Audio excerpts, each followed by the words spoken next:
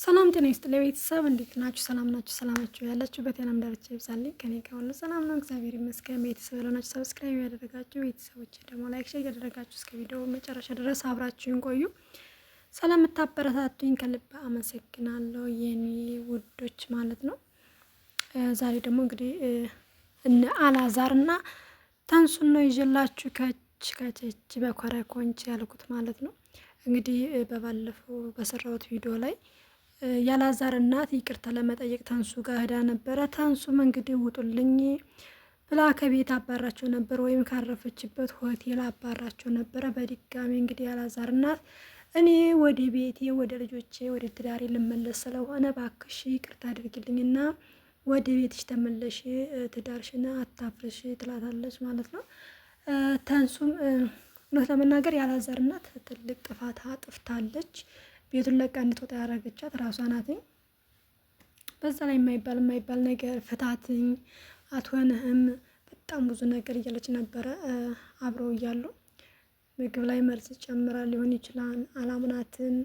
በቃ የማይባሉ የሆነ ባለየ እንደሆነች ሙያ እንደሌላት ተኝተሽ ለምን ታረፍቻለሽ፣ ብዙ ነገር ውሃ ሁሉ ደፍታባትኝ ከተኛችበትኝ። ብቻ ለድራማ ከሆነ እውነት ለመናገር ምንም አይነት ነገር አያስተምርም ማለት ነው። ድራማ እየሰራችሁ ከሆነ አያስተምርም። ሪል ከሆነም ራሱ ከሁለታችሁም በጣም ነው የሚያስጠላው። ጥፋቱን ያጠፋችሁ ያላዛር እናት ብትሆንም ተንሱም ጥፋት አለብሽ ማለት ነው። ጥፋትሽ ምንድን ነው? ምንም ቢሆን እናት ናትኝ፣ ይቅርታ መቀበል አለብሽ። ይቅርታ ስንቀበል ነው እኛንም ይቅር የሚለን እግዚአብሔር ማለት ነው። እና ይቅርታ ማድረግ ደግሞ ትልቅነት ነው። መጠየቅም ማድረግም ትልቅነት ነው እንጂ ትንሽነት አይደለም። ብቻ ግን ያው ሙሉ ለሙሉ ከመጀመሪያው ያላዛር እናት ነው ጥፋቱ። ቤቷን ለቃላት ስትሄድ መተው ነበረባትኝ። ባሏ ብቻ ተከትሏት መሄድ ነበረበትኝ። እሷ ግን ተከትላ አብራ ሄደች ማለት ነው። እንግዲህ ወደ አዲስ አበባ ከሄዱ በኋላ ተንሱ ተከትላ ስለሄደች እዛ ከሄደችን በኋላ እንግዲህ ሰላም አልተፈጠረም። ጸብ ነው የነበረው። እየተሰዳደቡ እየገጠሙ ያው እናንተ እኔ በድሮ ጊዜ ነበር መሰለኝ እንደዚህ ሲባል የነበረው ተነሺ ምግብ ስሪ ምናምን። ለዛውም አባወራ ነው እንጂ አማትን እንደዚህ አላቅም። ብቻ እኛ አካባቢ እንደዚህ አይነት ነገር እኔ አይቼ አላቅም።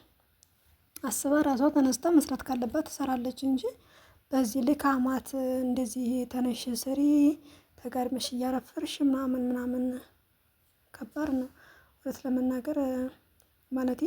የምታሳድረው ሳናት ሚስቱ ናት። ያው ለእንግድነት ሲመጡ ታዝበው መሄድ ካለባቸው ታዝበው ይሄዳሉ። ሰነፍ መሆኗን ወይም ባሏን እንደማትንከባከብ እንጂ በዚህ ልክ ይናገራሉ ብዬ አላስብም ነበረ።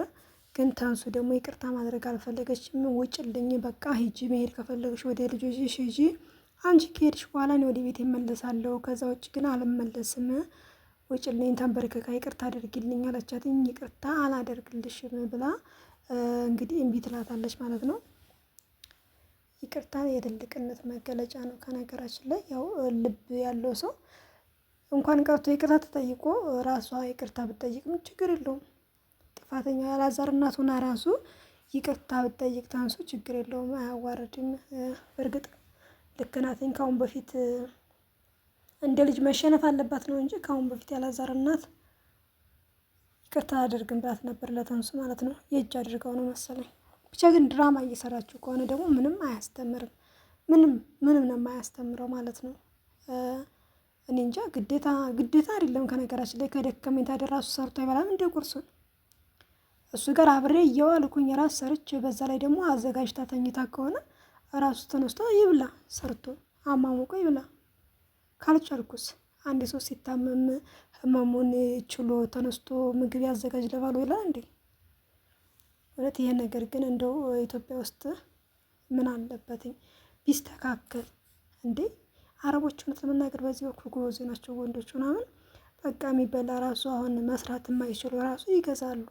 ሰራተኛ ከሌለ ይገዛሉ እንጂ ውይ የሀበሻ ወንድ እውነት ለመናገር ጥጋበኛ ናቸው። እኔ ጠለብ የነበርኩበት ቤት ማለት ነው።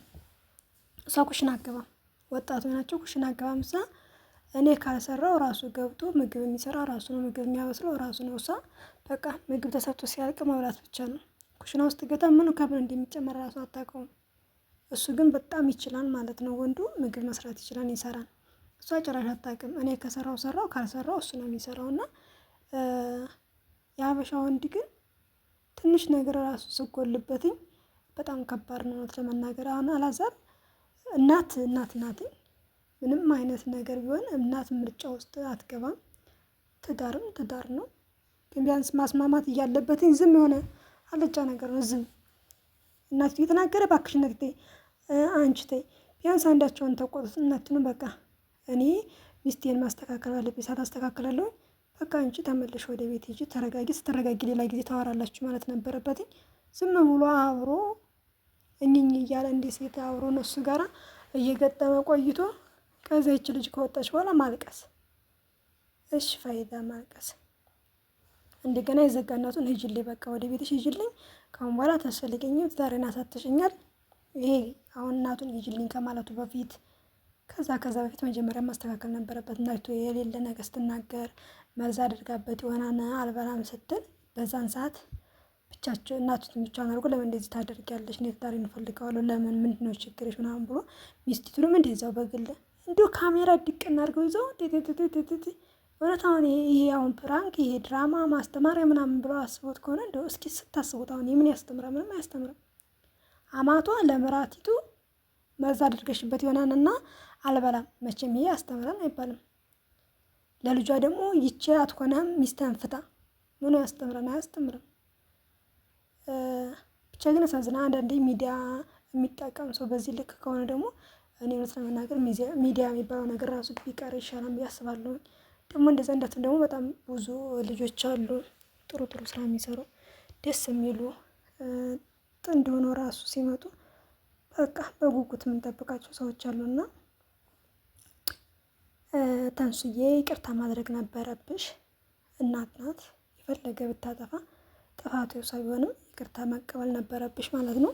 ግን አንቺ ይቅርታ አልተቀበልሽም። ይሄ ደግሞ የራስሽ ጥፋት ነው። ጥሩ አይደለም። ምንም ቢሆን እሱን ወደሽ እናቲቱን ይቅርታ አላደርግም ማለት ከባድ ነው። ባሌ ጋር እስማማለሁኝ የአንቺን ይቅርታ ግን አልቀበልም ማለት አልነበረብሽም። ቢያንስ በቃ የወርዥን መወስድሽ አድርገሽ ይቅርታ ተቀብለሻትኝ እሷ መመለስ ካለባት ወደ ልጆቿ ትመለስ፣ አንቺም ወደ ትዳርሽ። ደስ የሚለው እንደዛ ነው። እኔ ልጁን ወድጅና ከጠላኋትኝ ሰላም ውስጤ ራሱ ሰላም አይሰማውም። ባለቤት አሁን ጥሩ ቢሆንም እነሱ ተስማምቶ አላዛርና ተንሱ ተስማምቶ ቢኖር ራሱ ውስጧ ሰላም ያገኛል? እኔ አላውቅም። ምክንያቱም እናቱ ናትኝ። ጥፋተኛ ብትሆንም ራሱ ሰላም መፍጠር ያለባትኝ እናቲቱ ጋር ግዴታ ነው ሰላም መፍጠር ያለባቸው። ግን እነሱ ሰላም አልፈጠሩም። ብቻ ድራማ ካልሆነ ሰላም ፍጠሩ። ድራማ ከሆነ ደግሞ በጣም ነው የምታስጠሉትኝ። ብር በዚህ ልክ እንደዚህ እያደረጋችሁ ከሆነ እውነት ለመናገር ያስጠላን። ትልቁም ትንሹ ለብር ብሎ በዚህ ልክ መራመድ ማለት ነው። እና የኔ ወርቆች የኔ ማሮች ማለት ነው። ያው የሳውዲ ብርድ ሊገለን ነው። ብርድ ልብስ ለብሼ ነው ቁጭ ምለው እኔ። ባይገርማችሁ ጃኬት ለብሼ ይበርደኛል። ደፋይ አብርቼ መጥመኑ ነው ብላችሁ ስንት ሹራብ እንደለበስኩ ንገራችሁ። ሶስት ማለት ነው። አንድ በጣም ወፍራሙን፣ ሁለት ደግሞ ልከኛውን ካልሲ ማለት ነው። 3 ነው አነባብሬ የለበስኩትኝ። እንደዛ ብዬ ራሱ ረስቸው ጫማ የቤት ጫማ አለኝ ለብርድ የሚሆን እሱን ሳልለብስ በካልሲ ብቻ ከሄድኩኝ በቃ ልሞት ነው የምደርሰው። ቅዝቃዜው ማለት ነው። የኔማ ይለኛል፣ ቁም ነገር ይለኛል። ምን እንደነካኝ አላውቅም። ሰውነቴ ስለከሳ ይሆን አላውቅም። ደግሞ እዛ ላይ ደግሞ የከሳው አልባልም። ይሄን ወሰጥ ሹሃዳ ወሰጥ ልከኛ መካከለኛ ነበረ።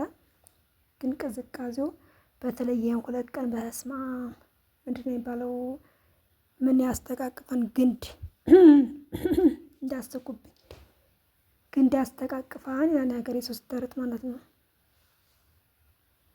2-3 ወር ልብስ ለብሼ ነው የምተኛው። ለማንኛውም ለዛሬ ይዤላችሁ የመጣሁት ቪዲዮ ይሄን ይመስል ነበረ። ስታገቡ ተማሩበትኝ ለማለት ያህል ነው። ስታገቡ እንግዲህ ትዳር ስትመሰርቱ ከነተንሱ ተማሩ፣ ከተንሱ አማት ተማሩ ማለት ነው። አማትና ምራት በርቀት ነው አሪፉ። በሌላ ቪዲዮ እስከምንገናኝ ቸር ሰንብቱልኝ። እወዳችኋለሁ፣ አከብራችኋለሁ። ስለምታበረታቱኝ ደግሞ አመሰግናለሁ። ማታበረታቱኝም አመሰግናለሁ። የምታበረታቱኝም አመሰግናለሁ። እወዳችኋለሁ። ሰላማችሁ ይብዛ። እወዳችኋለሁ።